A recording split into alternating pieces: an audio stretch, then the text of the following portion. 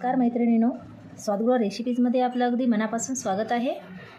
आज आपण पौष्टिक लाडू बघणार आहोत। मस्त अशी कडाक्याची थंडी पडलेली आहे आणि अशा थंडीमध्ये पौष्टिक लाडू आपल्या शरीरासाठी लाभदायक असतात, म्हणून आज आपण पौष्टिक लाडू बघणार आहोत। पण मी माझ्या चॅनलवर एक पौष्टिक लाडूचा व्हिडिओ टाकलेला आहे, पण ते पौष्टिक लाडू वेगळ्या पद्धतीचे होते आणि हे वेगळेच आहेत, म्हणून आज बघूया आपण काय साहित्य आपण इथं घेणार आहोत आणि पौष्टिक लाडू कसे बनवणार आहोत ते। चला तर मग आपल्या आजच्या रेसिपीला सुरुवात करूया।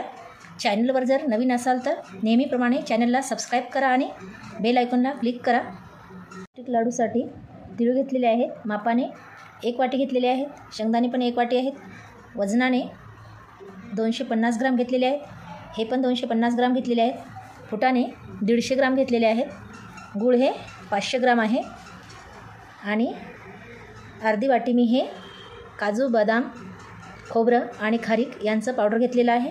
पहिले आपण इथं तीळ भाजून घेऊया। मस्त असे आपल्याला तीळ भाजून घ्यायचे आहेत।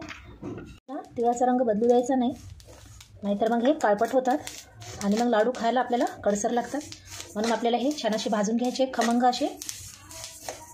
याचा आता आवाज येत आहे बघा, तडतड वाजत आहे, याचा अर्थ आता हे भाजत आलेले आहेत। आता आपण याला काढून घेऊया। काढून घेतले, शेंगदाणे टाकून घेतले याच्यामध्ये।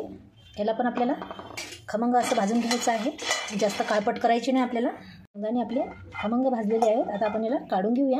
गॅस बंद करते मी, आता याला काढून घेते। आपल्याला खमंग असं भाजून घ्यायचं आहे, तरच आपले लाडू हे स्वादिष्ट लागतात। कच्चं जर असेल तर ते स्वाद बरोबर येणार नाही लाडूचा। हे टोपलीत काढून घेतलं मी। आता याला आपल्याला थंडगार होऊ द्यायचं आहे आणि त्याच्यानंतरच आपल्याला हे मिक्सरला बारीक करून घ्यायचं आहे। शेंगदाणे आणि तीळ थंड होईपर्यंत आपण फुटाणे काढून घेणार आहोत। एका मिक्सरच्या भांड्यामध्ये फुटाणे घालून घेऊया आणि याला असं बारीक करून घ्यायचं आपल्याला। ताटामध्ये मी आता हे काढून घेतलं आणि आपल्याला असं बारीक करून घ्यायचं आहे। याच्यामध्ये कण राहू द्यायची नाही आपल्याला। पण तीळ शेंगदाणे मिक्सरच्या भांड्यामध्ये टाकून घेऊ, याला पण आपल्याला बारीक करून घ्यायचं आहे। पण आपण आता याच्यामध्ये टाकून घेऊया आणि राहिलेलं पुन्हा बारीक करून घेते मी। याच्यामध्ये टाकून घेतलं। आता आपण हे पावडर पण याच्यामध्ये टाकून घेऊया।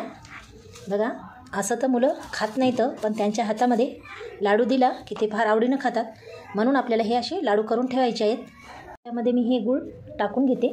गोड तुम्ही तुमच्या आवडीनुसार थोडं कमी जास्त करू शकता, पण हे लाडू असेही गोडच चांगले असतात। गूळ घातला म्हणजे याच्यामध्ये वेलची पावडर आणि थोडं आपण याच्यामध्ये जायफळ पूड टाकणार आहोत। हे ऑप्शनल आहे, तुम्ही जर जायफळ टाकायचं नसेल तर नका टाकू, पण मी हे टाकलेलं आहे कारण तर गूळ असल्यामुळे याचा स्वाद खूप छान येतो। पण हे मिक्स करून घेऊया आणि आपल्याला हे पुन्हा मिक्सरच्या भांड्यामध्ये टाकायचं आहे आणि याला फिरवून घ्यायचं आहे। याच्यामध्ये टाकून घेतलं मी, आता याला पुन्हा बारीक करून घेणार आहोत। ताटामध्ये टाकून घ्यायचे आणि याला असं मिक्स करून घ्यायचं पूर्णपणे। एकत्रित मिश्रण आपले हे झालं की याचे लाडू बांधून घेणार आहोत।